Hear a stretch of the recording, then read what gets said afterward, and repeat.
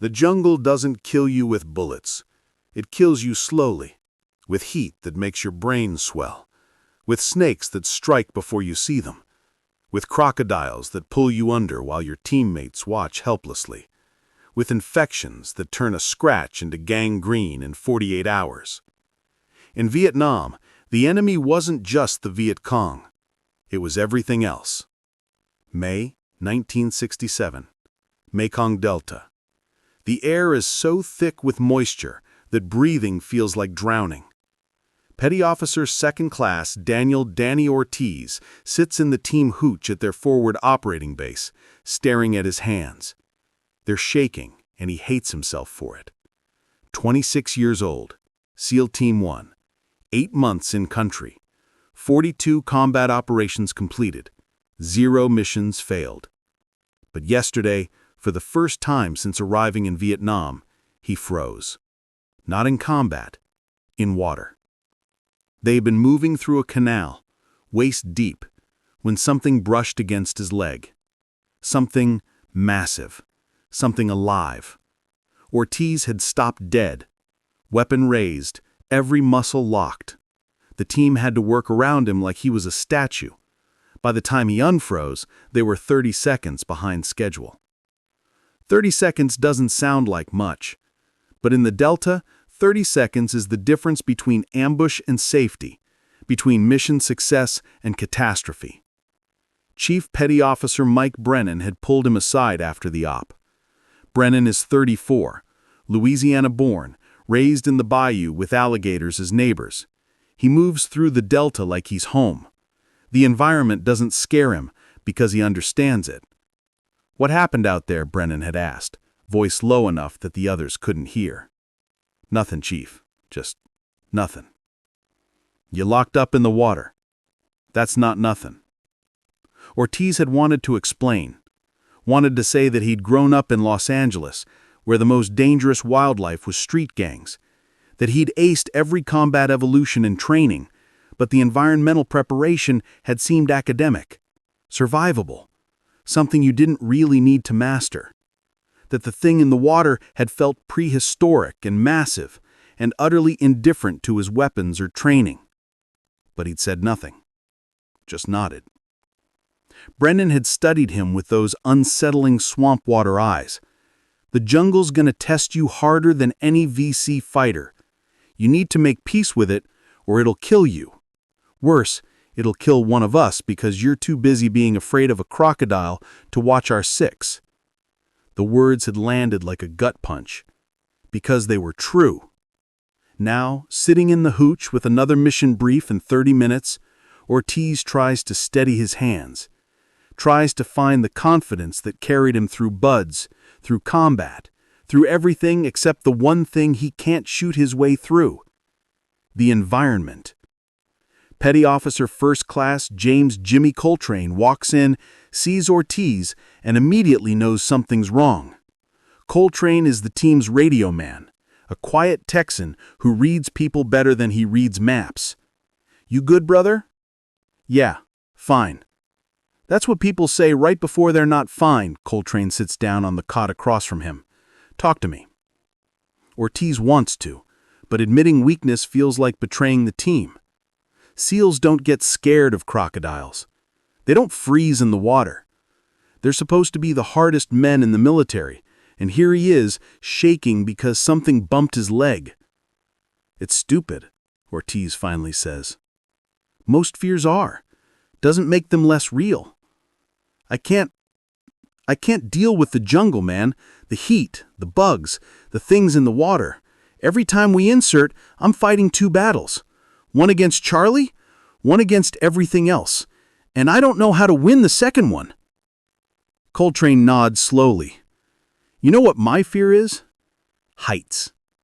Absolutely terrified. Had to jump out of a helicopter last month, and I nearly puked. But I did it because the team needed me to." "That's different." "How?" "Because heights are clean. You're either afraid or you're not. The jungle it's everywhere. It's constant. I can't escape it. Can't fight it. Can't even see most of the threats before they're on top of me." So you're saying the unpredictability is what gets you? Ortiz hadn't articulated it that way, but yeah, that's exactly it. In combat, you can plan, prepare, react based on training. But the jungle operates on rules he doesn't understand. He's fighting an enemy he can't predict. Brennan thinks I'm a liability, Ortiz says quietly. Brennan thinks everyone's a liability until they prove otherwise. That's why he's kept us alive this long. Coltrane leans forward. But he also wouldn't have pulled you aside privately if he'd given up on you.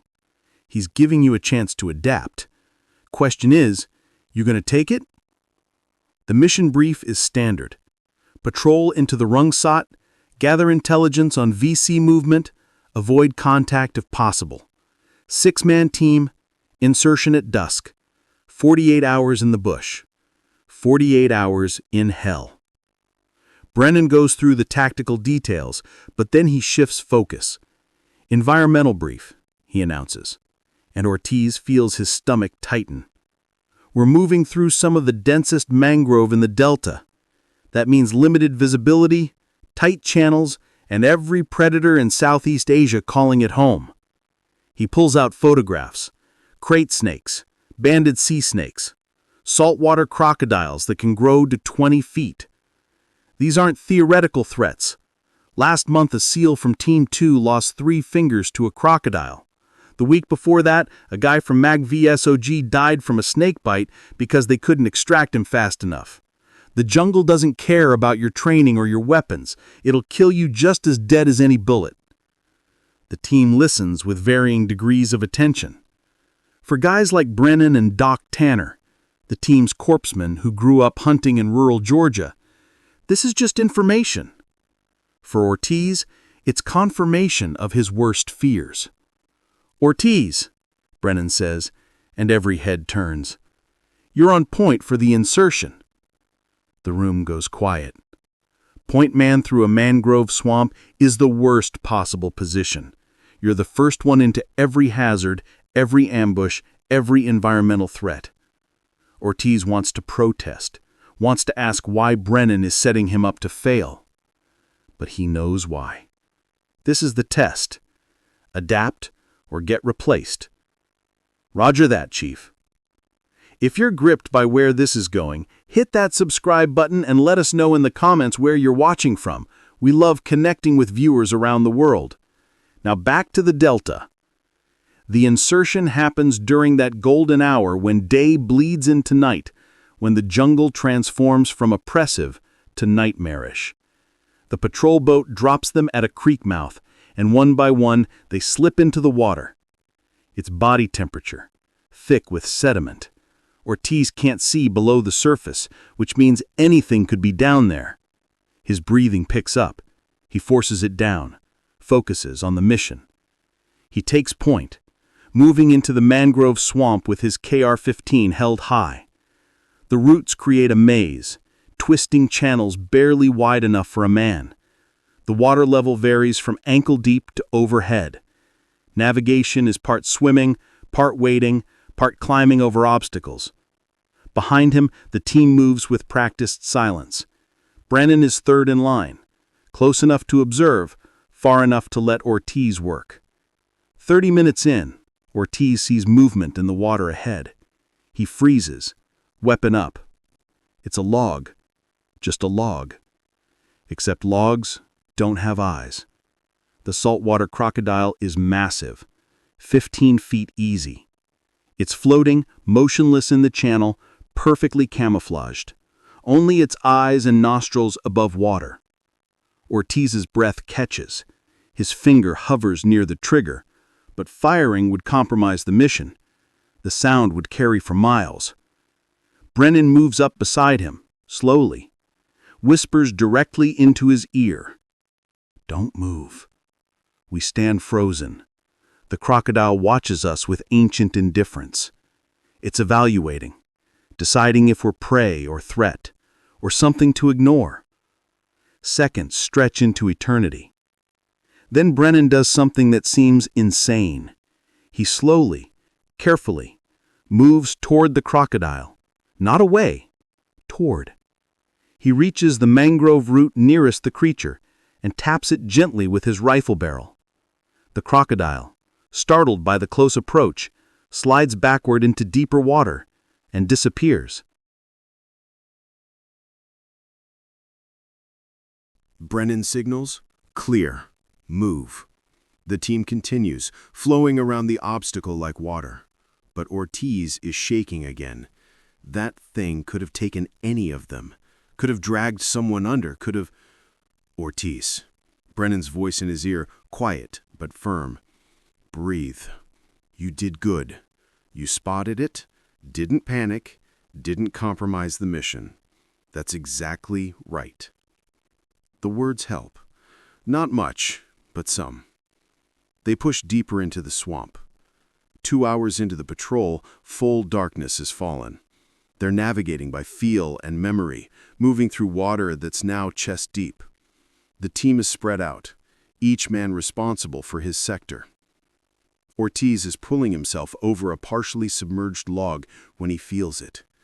A weight on his shoulder. Every instinct screams to thrash, to throw it off, to scream. But training overrides instinct. He looks slowly to his right. The banded crate is coiled on his shoulder. Black and yellow bands visible even in the darkness. One of the most venomous snakes in the world. Aggressive when disturbed. It must have been resting on the log. Ortiz can feel its scales against his neck, can feel it moving, shifting its weight. His heart is hammering so hard he's sure the snake can feel it. His breathing comes in shallow gasps. Behind him, Doc Tanner sees the situation. His hand moves to his knife, but Brennan stops him with the gesture. Because any sudden movement might trigger the snake to strike. Brennan moves forward with excruciating slowness. He reaches Ortiz's position and whispers, barely audible. "Don't move. Don't breathe heavy. It's just resting. It doesn't see you as a threat yet." "Chief," Ortiz's voice is strangled. "Listen to me. That snake doesn't want to bite you. Venom is expensive for it to produce. It'll only strike if it feels threatened. So we're going to make it feel safe enough to leave." Brennan reaches out with his knife, slowly, so slowly, and touches the blade to the log above Ortiz's head. He taps gently, creating a vibration. The snake shifts, moving away from the vibration. Brennan taps again, guiding it. The crate slides off Ortiz's shoulder, onto the log, and disappears into the water. Ortiz nearly collapses. His legs are jelly. His hands shake uncontrollably. "Hold it together," Brennan says, still quiet. "We're in the shit here. No room for breakdowns." But something shifts in Ortiz in that moment. Not courage exactly. Something colder. He realizes that fear hasn't helped him, hasn't protected him. The snake didn't care about his fear. Neither does the jungle.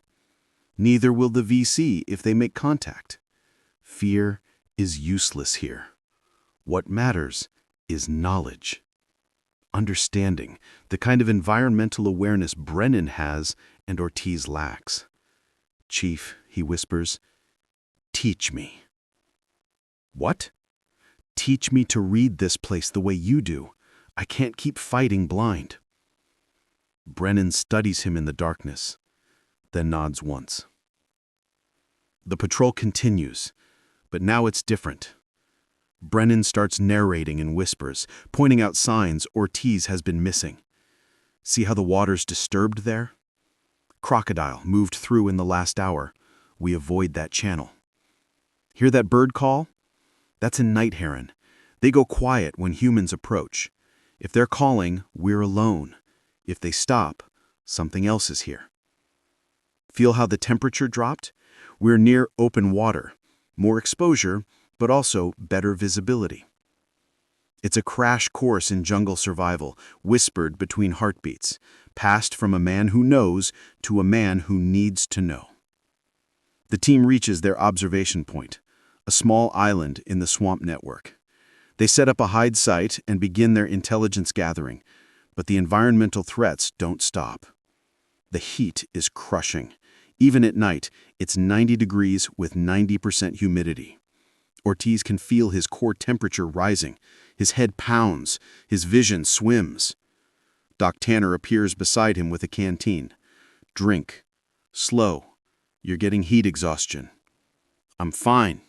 You're not. I can see it. Pale, sweating stopped, pupils dilated. You keep going like this, you'll stroke out. Tanner forces water into his hands. This isn't weakness. This is physiology. The human body wasn't designed for this environment. You have to actively manage it or it will shut you down. Tanner checks his pulse. Better. Keep drinking every 15 minutes. I don't care if you're not thirsty. Thirst is already dehydration. 12 hours into the observation, they spot VC movement. A significant force moving supplies through the swamp network. Exactly the intelligence they came for. Coltrane is on the radio, calling it in. They're whispering coordinates when it happens.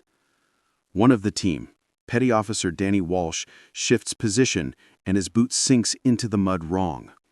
He pulls it free and disturbs something underneath. A nest. Water snakes explode from the mud, dozens of them, agitated and aggressive. Walsh bites back a scream as one strikes his hand. Another gets Brennan in the forearm. The discipline holds. Nobody shouts, nobody fires.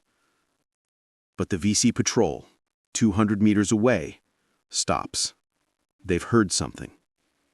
Doc Tanner is already working, checking the bites. They're not venomous. These are water snakes, not crates. You're okay. But they're not okay, because the VC are moving toward their position, investigating the sound. Brennan makes the call. We extract, now. Quietly. They slip back into the water, moving away from their hide site. The VC are close, moving through the same channels. The SEAL team has to navigate through the swamp in complete silence, while VC fighters are actively searching for them. Ortiz is on point again, but something's changed. He's not fighting the environment anymore. He's using it. He spots a crocodile ahead, and instead of freezing, he signals the team to detour through a channel so narrow they have to move single file. It's harder, slower, but it takes them away from the VC patrol route.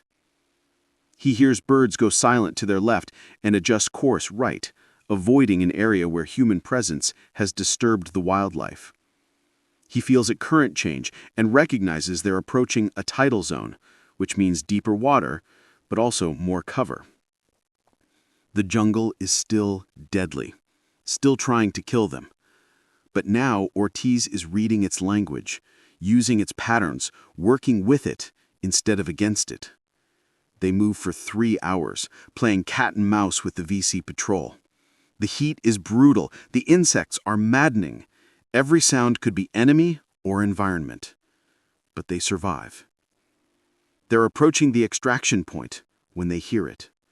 A scream. Human. Distant, but clear. The team freezes. Brennan raises his fist, signals hold position. The scream comes again. It's coming from a channel to their east, away from their extract route. Coltrane moves close to Brennan. That's not Vietnamese. I know. It's English. Heavily accented, but English. Someone is screaming for help in English. Brennan's face is stone. Could be a trap. VC use wounded as bait. Could be a downed pilot, Tanner counters. Or another team. They listen. The screaming continues, interspersed with splashing, the distinctive sound of thrashing in the water. Crocodile, Brennan says quietly. Someone is being attacked. The math is simple and brutal. They're compromised, being hunted by a VC patrol late for extract. Going toward that sound means exposing themselves, potentially walking into an ambush, definitely missing their extract window. But it also means someone is dying in the water, alone, terrified. Brennan looks at his team. This is not a democratic process. I make the call. We extract on schedule.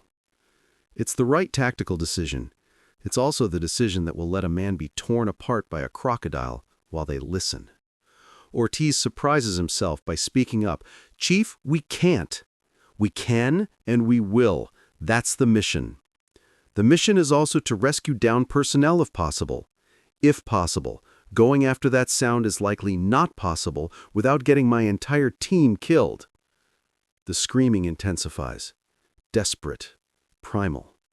Ortiz feels something break inside him. All his fear, all his hesitation, it's been about survival, about getting through the jungle alive. But letting someone die while you listen because you're too afraid to risk yourself, that's a different kind of death. "I'll go," Ortiz says, "alone. You get to extraction. I'll make my own way out." "Negative. I'm not splitting the team." "You're not. I'm volunteering to separate." Ortiz is already moving toward the sound. "I've spent 8 months afraid of this jungle. Maybe it's time I stopped running from it and started using it." Brennan grabs his arm. "You'll die out there alone." "Maybe, but I won't die listening to someone else being torn apart because I was too scared to help." For a long moment they stare at each other. Then Brennan makes a decision. "We all go. Fast and quiet. We've got 10 minutes before we're too late for extraction, which means we've got 5 minutes to find whoever that is and 5 to get back. Move!" They race through the swamp toward the screaming. All stealth is abandoned for speed. Ortiz leads because somehow, impossibly, he's become the best at reading the terrain. They burst into a small clearing and see him. A South Vietnamese ARVN soldier in the water locked in combat with a massive saltwater crocodile. The animal has his leg. He's trying to fight it off with a knife, but he's losing. Brennan doesn't hesitate. "Tanner and Walsh, suppressive fire on the croc. Ortiz and Coltrane with me. We grab the ARVN soldier." They execute like a choreographed dance. Tanner and Walsh open fire, bullets stitching the water around the crocodile. The massive reptile releases its grip, startled by the impacts. Brennan, Ortiz, and Coltrane surge forward, grabbing the ARVN soldier and hauling him toward the bank. The crocodile, massive and prehistoric, turns toward them. Ortiz finds himself face to face with the creature, close enough to see its eyes, ancient and cold, close enough to smell its breath, rotting meat and river water. Every instinct screams to run. Instead, he raises his rifle and fires a controlled burst directly into its open mouth. The crocodile thrashes and submerges, disappearing into the murky water. They drag the ARVN soldier onto solid ground. His leg is mangled, blood pouring from puncture wounds. "Doc!" Brennan yells. Tanner is already working.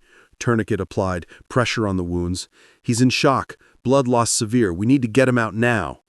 "Extraction point's too far. He won't make it." Brennan is on the radio, calling for emergency extract. The response crackles back. "Helicopter can divert, but it'll take 20 minutes to reach them, and they'll have to mark their position with smoke, which will alert every VC unit in the area." "We hold here," Brennan decides. "Defensive perimeter. 20 minutes."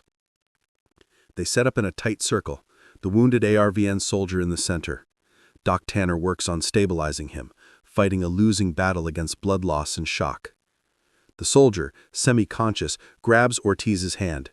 "Come on," he whispers. "Thank you." Ortiz has spent 8 months in Vietnam, and that might be the first time he's heard genuine gratitude from a Vietnamese soldier. The ARVN and Americans often operate in parallel, rarely with real cooperation or trust. "You're going to make it," Ortiz tells him, hoping it's true. The helicopter appears overhead, and Brennan pops smoke. Purple smoke billows up, marking their position. Which is when the VC opened fire. The patrol they'd been evading has found them. Rounds crack through the mangrove, sending wood chips and water spraying. The SEAL team returns fire, laying down disciplined bursts. But they're pinned. The helicopter can't land under fire. Brennan makes a call that speaks to who he is. "Ortiz and Coltrane, you're on the extract. Get the ARVN to the bird. Rest of us will suppress." "Chief, that's an order. He lives because of us. We don't let him die because we can't finish the job." Ortiz and Coltrane grab the wounded ARVN soldier and move toward the clearing where the helicopter is hovering. Rounds snap past them. The pilot is holding position despite taking fire, which is either bravery or insanity. They reach the helicopter. The door gunner helps pull the ARVN soldier aboard. The crew chief yells over the rotor wash, "Get in, we're taking fire!" Ortiz looks back. Brennan, Tanner, and Walsh are laying down suppressive fire, but the VC are maneuvering. They'll be surrounded in minutes. He makes a decision. "Get him out," Ortiz yells to the crew chief. "We're staying." He and Coltrane drop back to the ground and sprint toward their team, firing as they go. The helicopter lifts off, taking the ARVN soldier to safety. And the 6 SEALs are left in the jungle, surrounded, with limited ammunition, and no immediate extraction. Brennan sees Ortiz and Coltrane return, and something flashes in his eyes. Anger, maybe. Or respect. "Stupid!" he yells over the gunfire. "Yeah," Ortiz agrees, dropping beside him and engaging targets. "I learned it from you, Chief."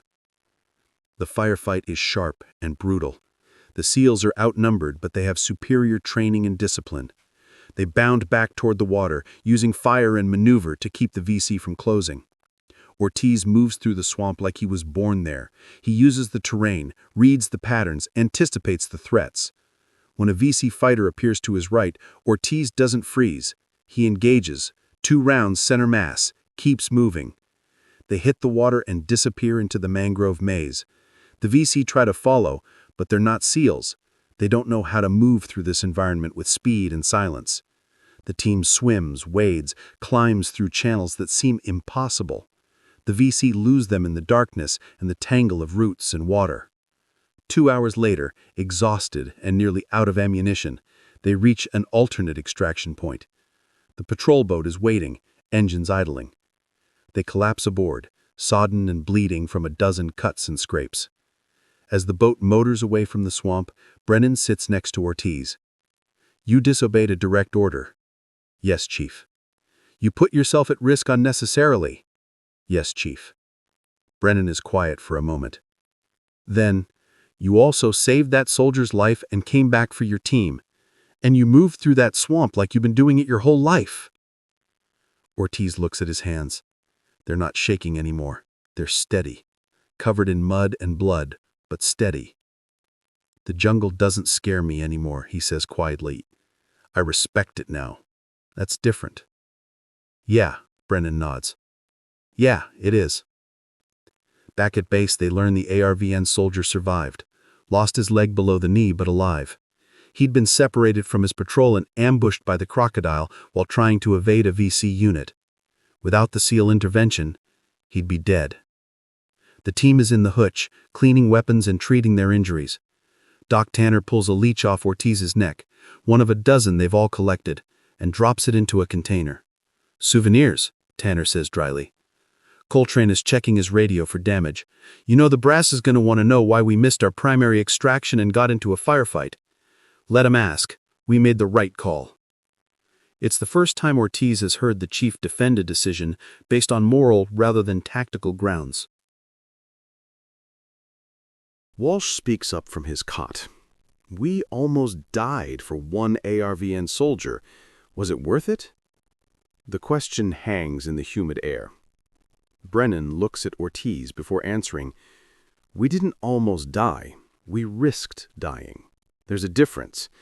And yeah, it was worth it, because we're not just here to kill the enemy. We're here to prove that we don't abandon people, even when it's hard, even when it's dangerous." He stands, walks to the door, then turns back. "Ortiz, you've been fighting the jungle since you got here. Today, you made peace with it. That's harder than any firefight. You earned your place on this team today, not through what you killed, but through what you saved." Coming from Brennan, it's high praise. The other team members nod their agreement. Ortiz feels something settle in his chest. Not pride exactly, more like acceptance. He's no longer the city kid pretending to be a SEAL. He's a SEAL who's learned to survive in the most hostile environment on Earth. The jungle will always be dangerous. The heat will always be crushing. The snakes and crocodiles will always be deadly. But he understands them now, respects them, knows how to read their signs and navigate their threats. That evening, Ortiz walks to the base perimeter and looks out at the Mekong Delta. The sun is setting, turning the water gold and the jungle shadows deep. Birds call in the distance. Somewhere, a crocodile slides into the water. Brennan joins him, lighting a cigarette. The chief asks, "You thinking about going home?" "Thinking about how I was so afraid of this place, how I let fear control me. Fear's natural. It's what keeps us alive." "You're not afraid." "I'm terrified, every single day. Of the jungle, the VC, of making a wrong call that gets someone killed. The difference is, I've been afraid so long I've learned to function through it." "How?" "By remembering that courage isn't the absence of fear. It's acting despite fear. You did that today. When every instinct told you to run, to save yourself, you went toward danger. That's not stupidity. That's who we're supposed to be." They stand in silence, watching the jungle come alive with night sounds. "The ARVN soldier, the one we saved, intelligence says he's a village chief's son. Him surviving means that village stays friendly to us. Means we have eyes and ears in a contested area. One life saved, but ripple effects we'll never fully know." "So it was tactical after all." "Maybe. Or maybe I'm just justifying a decision I made from the gut." Brennan drops his cigarette and crushes it. "You know what the real enemy is out here? It's not the VC. It's not the jungle.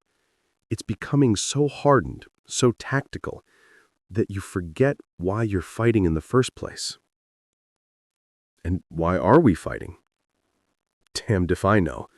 Politics and strategy are above my pay grade. But on a personal level, we're fighting to be the kind of men who don't leave people to die, who don't look away when it's hard, who face the jungle and the enemy and our own fear and do the job anyway." It's the most philosophical Ortiz has ever heard Brennan, and it helps. Not with the big questions about the war, but with the personal question about who he wants to be. A week later, a package arrives at the base. It's from the ARVN unit they'd rescued the soldier from.